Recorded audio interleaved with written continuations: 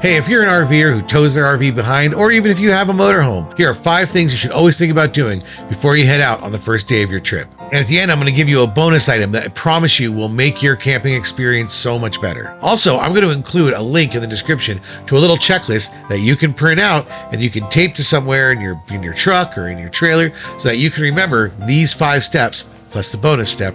That way, you can use this checklist every time you're heading out on the first day of a trip. 1. Assess your load. Is the load distributed and secured?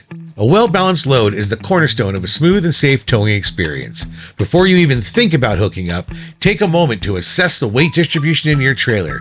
Improperly distributed weight can lead to a host of problems, from swaying to fishtailing to tire blowouts and even suspension and undercarriage damage. Now, I'm already assuming you have a weight distribution hitch, but even then, you want to make sure you have an even load distribution where you have the heavy items towards the front of the trailer closer to the tongue. This helps balance the weight and reduce your risk of sway. On a traditional pull trailer in North America, you should have generally between 10 and 15% of the total weight of the trailer on the tongue. Ensure that all your belongings are securely fastened using tie-downs, straps, and nets to prevent items from shifting around during transit. Hopefully you've already planned this out and you have a place for everything. 2. Check your tires. Check your tire pressure and check them for wear. Your tires are the lifeline of your rig, connecting you to the road and carrying the weight of your adventures. Before every trip, give your tires a thorough inspection. For tire pressure, you want to use a reliable tire pressure gauge and check the pressure in each tire. Make sure that it meets the manufacturer's recommended PSI. Underinflated tires can lead to blowouts, while overinflated tires can compromise traction and handling. When in doubt, you can always run at max pressure of the tire manufacturer, and although your trip may be a little more stiff, you know that your tires are going to be able to handle the weight, assuming you're running within spec. Make sure you inspect the tread depth for wear and tear. Use a tread depth gauge to measure the remaining tread. If the tread depth is below the legal limit, it's time for new tires. Also, consider the tire age. The age of your tires matters. Even if the tread depth is sufficient, older tires are more prone to blowouts, cracking, and other types of failure. 3. Torque those wheels. Trailer wheels are not the same as car and truck wheels. Loose lug nuts can lead to catastrophic wheel failures, so it's crucial that you torque them to the manufacturer's specifications. Use a torque wrench to ensure proper tightening, and remember, over-tightening can also cause damage. And if for any reason you have to take the wheels off your trailer, then you want to continue to check them at less frequent intervals. So what I do is at 10 kilometers, I check them. At 50 kilometers, I check them. At 100 kilometers, I check them. And at 500 kilometers, I check them. Then I go back to just checking them once at the beginning of every trip. And if I'm going on a really long trip, that's many, many weeks, then often in the middle of that trip, I'm going to check the torque of the lug nuts at least once, sometime in the middle. 4. Make sure you check your lights and your brakes before you head out. Properly functioning lights are essential to safe nighttime driving, and they'll keep you from getting pulled over. Before you hit the road, conduct a thorough light check. My wife was normally camping with us. She'll get out, she'll actually stand where she can see my mirrors, and she'll give me hand signals. We'll do right turn signal, left turn signal, and she'll hit the brakes. And if the lights aren't already on, she'll tell me to turn the lights on so I can see the lights. Then we both will look and make sure that all the lights are on around the whole rig. If you're alone, then just turn on the hazards and turn on your lights and go back and check that you can see all the lights and that both hazards are blinking. That means your left and right blinker are working, means all your lights are working. As far as checking the brake light, my trick is often once I pull away from my storage unit, the next gas station or business that I pull into, usually you can see the back of your trailer in the windows of whatever that business is. So when you pull into that business or parking lot, as you hang the turn, take a look in your rearview mirror, and as soon as you see the back of your trailer in the windows behind you, you just tap your brakes and you can check your brake lights. The other thing you can do is if you're at a stoplight, especially at night, you can tap your brakes and just look in your rearview mirrors at the car behind you. If you see your brake lights reflect off of their body, basically the front of their vehicle, then you know your brake lights work. Sometimes if they have really bright headlights, that doesn't always work.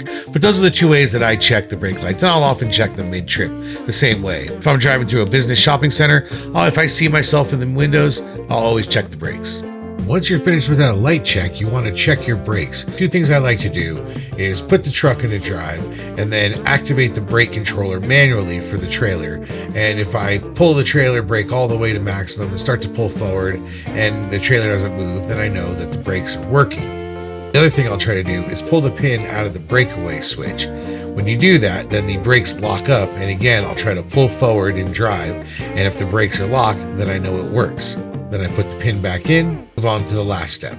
5. And 5, you as the captain need to do one full walk around of the entire rig for safety. It's incumbent upon the captain of every trip to do this themselves, even if they have another person on the team walking around with them or doing a second check. You want to walk around and check the trailer hitch, making sure that the hitch connection is solid and that any anti-sway devices are hooked up. You want to make sure that the safety chains are attached and that they're properly connected, crossed over underneath the trailer. You want to make sure that the electrical cable is plugged into the truck, and after you check it, make sure you leave the lights on after your light check so you can see that after you've checked it, all the lights are still on. Then you're going to walk around the vehicle and you're going to check for stabilizer jacks, doors, windows, and anything that might be hanging underneath or around the trailer. I actually check every door when I walk around my trailer. When you get around to the front, make sure your propane tanks are off. If you leave your propane on when you drive, well, that's another video. And by following these pre-trip checklists, you can significantly reduce the risk of accidents and breakdowns, and you can ensure a safe and enjoyable RV adventure. But I did say there was going to be a bonus item. And here is my bonus tip. And this one I can't stress enough. I have totally regretted skipping this step, and now I try to do it every time I'm heading out on a trip. Put an extra 10 to 15 minutes aside to exercise all of the infrastructure of your trailer before you head out. You want to test the heater, you want to test the water heater, you want to turn on the fridge to make sure it starts cooling down, you want to check the water pump to make sure that it's actually working. If you're going on a warm camping trip, then make sure your air conditioning is working. Basically, any infrastructure you plan on using on the trip, try to use it while you're still stored or before you pull away. Often when one of them isn't working, it's a pretty easy fix to pick up on the way to your camping experience. However, if you get to your campsite and you unhook and you set all up, and then you realize some of the stuff isn't working, and it can just really put a damper on a camping experience if a bunch of the things you were going to rely on just aren't working. So test your infrastructure before you pull away. Like I said in the beginning, I'm going to include a link to a printout that you can print out and cut out and just tape up somewhere on your truck or in your trailer to remind you of these steps before you head out. And we're thinking actually of putting out a little magnet, so that way you can actually just buy a little magnet that has this checklist, and you can just leave it somewhere conveniently on your trailer or in your truck, and that way you never forget. Remember, a few extra minutes spent on these checks can save you countless hours of frustration while you're at your campsite or on your trip. They can also prevent potential dangers down the road to you, your family, and other drivers on the road.